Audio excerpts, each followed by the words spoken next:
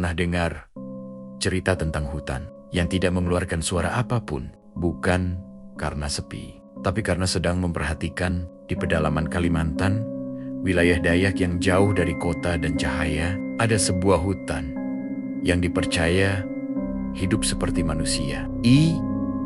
Bisa marah. Ia bisa memilih. Dan saat hutan itu mulai sunyi, biasanya ada seseorang yang tidak akan pernah pulang. Cerita ini bukan tentang hantu yang menakutkan, tapi tentang kehilangan, tentang seorang adik yang masuk hutan dan pulang hanya sebagai suara. Dengarkan baik-baik, karena hutan dalam cerita ini mungkin sedang mendengarkan kamu sekarang.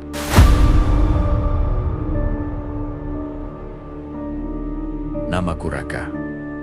Aku lahir dan besar di sebuah kampung kecil di pedalaman Kalimantan, wilayah Dayak yang dikelilingi hutan lebat sejauh mata memandang. Di tempat kami hutan bukan latar belakang kehidupan, tapi bagian dari napas sehari-hari. Syehak Kesil. Kami diajari satu hal yang tidak pernah berubah dari generasi ke generasi. Jangan pernah meremehkan hutan. Hutan bagi kami bukan cuma tempat mencari makan. Ia bukan sekadar pohon, tanah, dan sungai. Ia hidup, ia mendengar.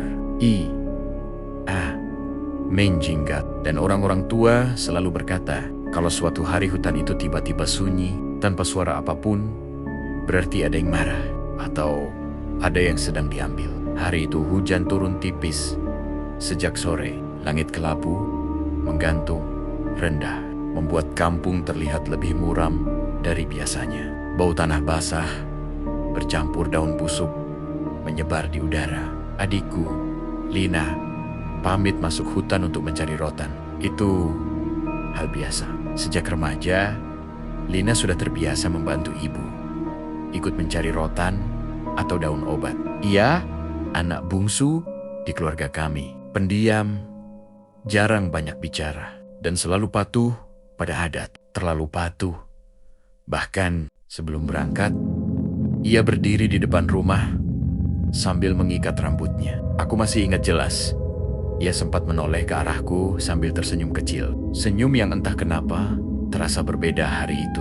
Bang, kalau sampai maghrib, aku belum pulang. Jemput aku.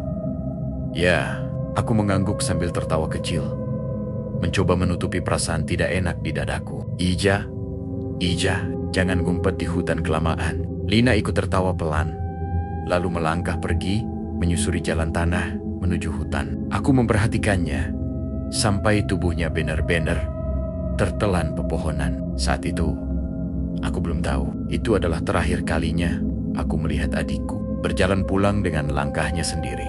Beberapa hari terakhir, hutan memang terasa aneh. Tidak ada kejadian besar, tapi rasanya berat. Seperti ada sesuatu yang menunggu. Warna hijau terlihat lebih gelap, udara lebih lembab, dan suara burung sering tiba-tiba berhenti saat sore menjelang. Aku sempat menyampaikan perasaanku ke ayah, tapi ayah hanya mengangguk pelan, seolah sudah tahu. Maghrib datang perlahan. Suara azan dari surau kecil di ujung kampung menggema lirih. Tertelan rintik hujan. Biasanya, sebelum azan selesai, Lina sudah terlihat berjalan pulang sambil memanggul keranjang rotannya. Tapi hari itu jalanan kosong. Awalnya, ibu masih tenang. Ia bilang mungkin Lina berteduh karena hujan atau mencari rotan sedikit lebih jauh. Aku mencoba ikut berpikir positif, meski hatiku mulai gelisah. Waktu terus berjalan, azan Isya berlalu, dan Lina tetap tidak muncul. Saat malam benar-benar turun, sesuatu berubah. Biasanya, kampung kami tidak pernah benar-benar sepi. Selalu ada suara serangga, kodok dari arah sungai, atau burung malam yang bersahutan. Tapi malam itu sunyi yang tidak wajar. Seolah semua makhluk hidup menahan napas. Tak ada suara apapun. Ibu mulai mandar-mandir di dalam rumah. Tangannya gemetar saat menyalakan lampu minyak. Ayah berdiri di depan rumah, menatap gelapnya jalan menuju hutan. Dari rumah-rumah lain, orang-orang mulai keluar. Beberapa membawa senter, beberapa membawa parang. Wajah mereka tegang, mata mereka waspada. Para tetua kampung berkumpul di dekat balai kecil. Aku mendekat dan mendengar salah satu dari mereka berbisik pelan, nyaris tak terdengar. Hutan sunyi. Ini bukan pertanda baik. Kalimat itu membuat bulu kuduku berdiri. Di kampung kami, kalimat itu bukan sekadar ucapan. Itu peringatan. Tak lama kemudian, diputuskan untuk mencari Lina. Malam itu juga, tidak ada yang berani menunggu sampai pagi. Aku ikut bersama ayah dan beberapa warga laki-laki. Obor dinyalakan, senter diperiksa, parang digenggam erat. Ibu menangis sambil memeluk bajuku, memintaku hati-hati. Begitu kami masuk hutan, udara langsung berubah. Dingin menusuk meski hujan sudah berhenti. Bau tanah basah semakin kuat, bercampur aroma kayu tua. Cahaya obor memantul di batang-batang pohon besar yang menjulang tinggi, membuat bayangan mereka terlihat seperti sosok-sosok yang berdiri mengawasi. Kami berjalan pelan, memanggil nama Lina berulang kali. Lina, Lina. Tak ada jawaban. Suara kami seolah ditelan hutan. Bahkan Gema pun tidak kembali. Hanya langkah kaki kami sendiri yang terdengar. Itu pun terasa asing di telingaku. Beberapa menit berjalan, aku merasakan sesuatu yang tidak bisa dijelaskan. Seperti ada mata yang menatap dari segala arah. Aku menoleh ke kiri dan kanan, tapi yang kulihat hanya pepohonan dan semak gelap. Tiba-tiba, aku mendengar suara langkah kaki lain. Pelan, tidak terburu-buru, mengikuti kami dari belakang. Aku berhenti melangkah. Suara itu ikut berhenti. Dadaku berdebar kencang. Aku menelan ludah, mencoba menenangkan diri. Mungkin hanya perasaanku. Tapi saat aku melangkah lagi, suara itu kembali terdengar. Jaraknya tidak jauh, terlalu dekat untuk disebut kebetulan. Ayah menyadarinya juga. Ia langsung mendekat ke arahku dan berbisik dengan suara sangat pelan. Jangan menoleh ke belakang. Aku mengangguk kaku. Kami terus berjalan, pura-pura tidak mendengar apapun. Tanganku dingin. Keringat dingin mengalir di punggungku meski udara sangat dingin. Semakin ke dalam, hutan terasa semakin sempit. Cabang-cabang pohon rendah seperti sengaja menghalangi jalan. Obor beberapa kali hampir padam. Apinya bergoyang tidak wajar, seolah tertiup napas dari arah yang tidak terlihat. Sampai akhirnya kami menemukannya. Keranjang rotan Lina tergeletak di tanah, sedikit miring, di bawah sebuah pohon tua besar. Pohon itu dikenal oleh orang kampung sebagai pohon larangan. Sejak dulu, anak-anak dilarang bermain di sekitarnya. Tidak ada sesajen, tidak ada tanda apapun. Tapi semua orang tahu tempat itu bukan milik manusia. Tanah di sekitar keranjang itu lembab, seperti baru saja diinjak. Kami mendekat perlahan. Di sana terlihat jejak kaki kecil. Jejak kaki Lina. Aku mengenalinya dari bentuknya. Tapi ada yang salah. Jejak itu tidak mengarah ke jalan pulang. Jejaknya masuk lebih dalam ke hutan, lalu berhenti begitu saja. Seolah Lina berdiri lama di satu titik, lalu menghilang. Tidak ada jejak seret, tidak ada tanda perlawanan, tidak ada darah, hanya jejak kaki yang putus. Beberapa warga mulai berbisik ketakutan. Salah satu dari mereka membuat tanda adat dengan tangannya, seolah meminta izin pada sesuatu yang tidak terlihat. Ayah berdiri terpaku, menatap jejak itu tanpa berkedip. Aku bisa melihat rahangnya mengeras, matanya memerah. Kami memanggil nama Lina sekali lagi. Lebih keras, lebih putus asa. Tak ada jawaban, hanya angin dingin yang tiba-tiba berhembus, membuat daun-daun bergesekan pelan. Suara langkah kaki yang tadi mengikutiku sudah tidak terdengar lagi.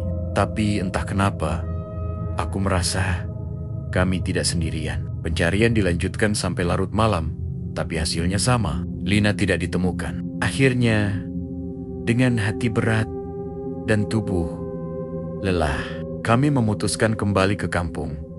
Menjelang dini hari, ibu langsung menangis histeris saat melihat kami pulang tanpa Lina. Ayah tidak berkata apapun. Ia hanya duduk di sudut rumah, menunduk, tangannya gemetar. Malam itu, aku tidak bisa tidur. Setiap kali memejamkan mata, aku melihat keranjang rotan itu, jejak kaki yang hilang, dan pohon tua yang berdiri diam seperti saksi bisu. Dan sejak malam itu pula, aku sadar hidup kami tidak akan pernah sama lagi. Hutan telah mengambil sesuatu dari kami. Dan biasanya, kalau hutan sudah mulai mengambil, ia tidak akan berhenti hanya pada satu orang. Sejak malam Lina tidak ditemukan, kampung kami berubah. Bukan cuma suasananya, tapi juga cara orang-orang memandang hutan. Pagi tetap datang, matahari tetap terbit di balik pepohonan. Tapi rasanya berbeda, seperti ada kabut tak kasat mata yang menggantung di atas kepala kami. Ibu hampir tidak pernah lagi keluar rumah. Matanya sembab, suaranya parau karena terlalu sering menangis dan berdoa. Setiap kali pintu terbuka, ia selalu menoleh dengan harapan yang sama. Seolah Lina akan berdiri di sana sambil tersenyum dan bilang semuanya hanya salah paham. Tapi pintu itu selalu kembali tertutup dalam diam. Ayah menjadi lebih pendiam dari sebelumnya. Jika dulu ia masih mau bicara atau sekadar menegurku, sekarang ia lebih sering duduk di teras menghadap hutan. Tatapannya kosong, tapi penuh beban. Kadang aku melihat bibirnya bergerak pelan, seperti berbicara dengan seseorang. Padahal tidak ada siapa-siapa di sana. Orang-orang kampung masih berusaha mencari Lina beberapa hari setelahnya. Pagi dan sore, mereka masuk hutan secara bergantian. Tapi semakin lama, semakin sedikit yang mau ikut. Ada yang bilang mereka mendengar suara aneh saat masuk terlalu dalam. Ada yang mengaku melihat bayangan kecil di antara pepohonan, tapi menghilang saat didekati. Ada juga yang pulang dengan wajah pucat, tanpa berani bercerita apapun. Pada hari ketiga, seorang tetua kampung datang ke rumah kami. Ia duduk lama tanpa bicara.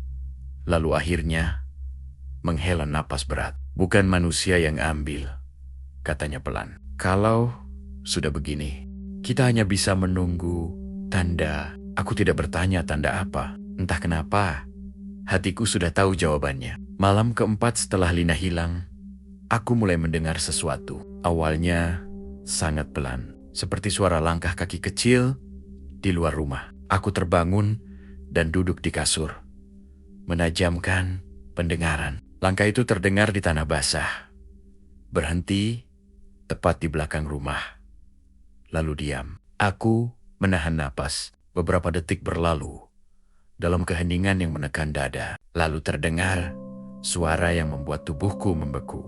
Bang! Suara itu lirih, serak, tapi sangat jelas. Itu suara Lina. Aku langsung berdiri, jantungku berdetak begitu keras sampai rasanya akan pecah. Aku membuka pintu perlahan dan mengintip keluar. Lampu minyak di teras bergoyang pelan, tertiup angin. Halaman kosong, tidak ada siapapun. Lina, panggilku pelan, hampir berbisik. Tidak ada jawaban. Aku menutup pintu lagi, mencoba meyakinkan diri bahwa aku hanya bermimpi. Tapi malam berikutnya, suara itu datang lagi di jam yang sama, dengan jarak yang sama, selalu dari arah hutan. Setiap kali suara itu muncul, rasanya seperti ada tangan dingin yang meremas dadaku. Aku ingin keluar, ingin mencari sumber suara itu, tapi kakiku selalu terasa berat, seperti ada sesuatu yang menahanku untuk tetap di dalam rumah. Aku mulai sering terbangun tengah malam, tubuhku lelah, pikiranku kacau. Ibu menyadarinya dan mulai khawatir.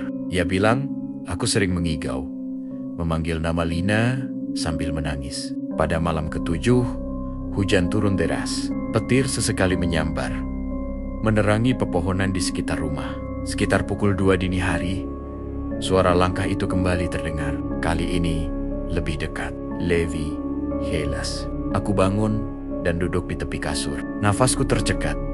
Saat suara itu diikuti, isakan pelan. "Bang, aku capek." Suara Lina terdengar begitu sedih. Tidak seperti hantu dalam cerita orang-orang. Tidak menakutkan. Justru membuat hatiku hancur. Tanpa berpikir panjang, aku keluar rumah.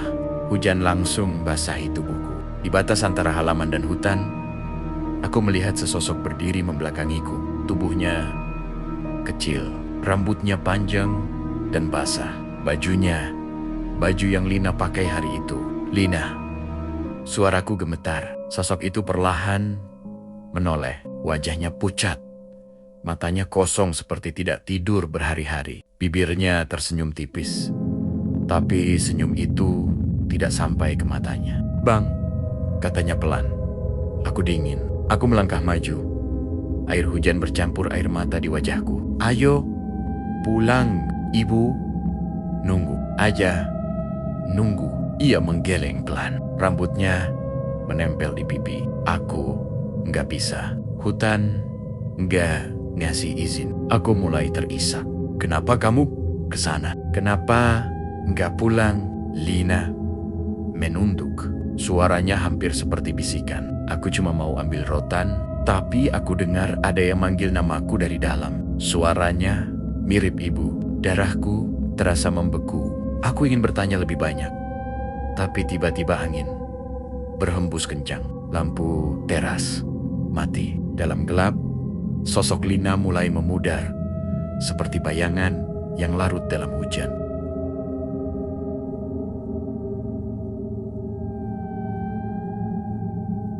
Katanya, untuk terakhir kalinya, "Jangan masuk ke hutan malam-malam. Nanti kamu gak bisa pulang." Lalu ia menghilang. Aku terjatuh di tanah. Tubuhku gemetar hebat. Ayah dan ibu keluar rumah karena mendengar suaraku. Mereka tidak melihat apapun. Hanya aku yang basah kuyup dan menangis seperti anak kecil. Sejak malam itu, tubuhku jatuh sakit. Demam tinggi, dingin, panas bergantian. Dalam tidurku, aku bermimpi berada di dalam hutan. Aku melihat Lina duduk di bawah pohon tua, dikelilingi bianggen-bianggen hitam tanpa wajah. Ia menatapku dengan mata yang sama seperti malam hujan itu. "Hutan ini lapar, Bang," katanya lirih. Dan dia gak suka ditinggal begitu saja. Saat aku terbangun, keringat membasahi seluruh tubuhku. Dari luar rumah, angin membawa suara dedaunan yang bergesekan pelan, seolah hutan sedang berbisik. Dan entah kenapa, untuk pertama kalinya sejak Lina hilang, aku merasa ini belum selesai. Sejak malam aku bertemu Lina di tengah hujan, ayah berubah. Perubahannya tidak langsung terlihat, tapi perlahan terasa. Ia jadi sering masuk ke hutan sendirian. Bahkan sebelum matahari terbit, ia tidak membawa hasil apapun saat pulang. Hanya duduk di teras dengan pakaian basah dan pandangan kosong. Ibu mencoba melarang, tapi ayah selalu menggeleng. "Ada yang harus aku pastikan," katanya singkat. Aku tahu ayah mendengar sesuatu. Mungkin suara yang sama denganku, atau mungkin bisikan yang hanya bisa didengar oleh orang yang hatinya sudah terlalu lama terluka. Beberapa tetua kampung akhirnya memutuskan mengadakan ritual adat. Mereka bilang hutan sedang menuntut keseimbangan. Ada janji lama yang dilanggar. Ada batas yang dilewati tanpa izin. Nama Lina disebut-sebut sebagai penenang sementara. Kata sementara itu membuat dadaku semakin sesak. Ritual dilakukan di tepi hutan. Dekat pohon tua, tempat keranjang rotan, Lina ditemukan. Asap kemenyan naik pelan. Doa-doa dilantunkan dengan suara berat. Aku berdiri di belakang ibu, memegangi tangannya yang gemetar. Ayah berdiri paling depan, wajahnya keras seperti batu. Saat ritual hampir selesai, angin tiba-tiba berhembus kencang. Api obor bergoyang liar. Dari dalam hutan terdengar suara dahan patah, disusul suara langkah kaki pelan. Aku bersumpah mendengar seseorang memanggil nama ayah. "Pulanglah," bisik salah satu tetua dengan wajah pucat. Malam itu, ayah tidak banyak bicara. Ia makan sedikit, lalu masuk kamar lebih cepat dari biasanya. Aku terbangun tengah malam karena suara langkah di dalam rumah. Dari celah pintu, aku melihat ayah duduk di ruang tengah, memandangi parang lamanya. Pagi harinya, ayah menghilang. Tidak ada suara, tidak ada teriakan, tidak ada tanda perlawanan. Hanya parang yang ditinggalkannya di depan pintu, bersih dan terletak rapi, seolah sengaja diposisikan begitu. Di meja dapur, ada secari kertas dengan tulisan tangan ayah yang bergetar. Jaga ibumu, aku jemput adikmu pulang. Aku merasa dunia runtuh saat membaca kalimat itu. Kami mencarinya. Seluruh kampung ikut, tapi tidak ada jejak ayah. Tidak ada jejak kaki. Tidak ada tanda masuk ke hutan, seolah ia menghilang begitu saja. Sama seperti Lina. Ibu jatuh sakit setelah itu. Tubuhnya lemah. Matanya kosong. Ia sering memanggil nama ayah dan Lina dalam tidur. Aku mencoba kuat. Tapi setiap malam, aku mendengar suara yang sama dari arah hutan. Kini bukan satu suara lagi. Ada dua langkah kaki. Dua suara yang memanggil namaku bersamaan. Raka. Bang, suara itu tidak terdengar menakutkan. Justru penuh rindu. Seperti keluarga yang menunggu di ambang pintu. Aku mulai menghindari keluar malam.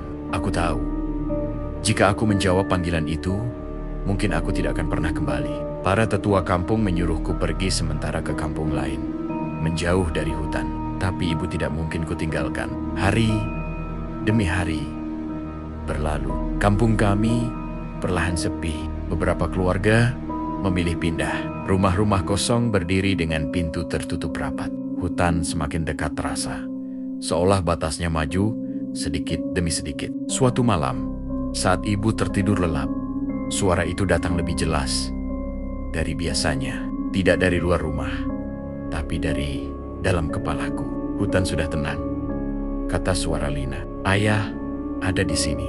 Kami nggak sakit lagi. Air mataku mengalir tanpa suara. Aku duduk di lantai, memeluk lutut. Di kepalaku terbayang wajah Lina yang tersenyum kecil dan ayah yang menepuk pundakku seperti dulu. Tapi kamu jangan kesini, lanjut suara ayah. Berat tapi lembut. Masih ada yang harus kamu jaga. Pagi harinya, aku memberanikan diri ke tepi hutan. Bukan untuk masuk, hanya berdiri di batasnya. Angin berhembus pelan. Dedaunan bergesekan seperti bisikan panjang. Untuk sesaat, aku merasa mereka berdiri di balik pepohonan, memperhatikanku. Aku menunduk dan berbicara pelan. Aku nggak akan nyusul, tapi jangan ganggu ibu lagi. Angin berhenti. Hutan kembali sunyi. Sejak hari itu, suara panggilan tidak terdengar lagi. Tapi sunyi itu justru lebih berat. Sunyi yang penuh kenangan. Sunyi yang menyimpan nama-nama orang yang tidak pernah kembali. Aku masih tinggal di kampung itu, mengharap ibu menjaga rumah, menjaga batas antara manusia dan hutan. Karena sekarang aku tahu, hutan di pedalaman Dayak itu tidak pernah benar-benar sepi. Ia hanya menyimpan mereka yang sudah menjadi miliknya. Dan sejak hari itu, aku belajar satu hal yang tidak pernah diajarkan di sekolah manapun. Tidak semua yang hilang bisa dicari. Tidak semua yang pergi bisa dipulangkan. Di pedalaman Kalimantan, hutan bukan hanya tempat pohon-pohon tumbuh. Ia menyimpan janji, rasa lapar, dan nama-nama yang pernah dipanggil, lalu dijawab dengan sunyi. Jika suatu hari kamu berjalan di dekat hutan, dan tiba-tiba semua suara menghilang, jangan panik.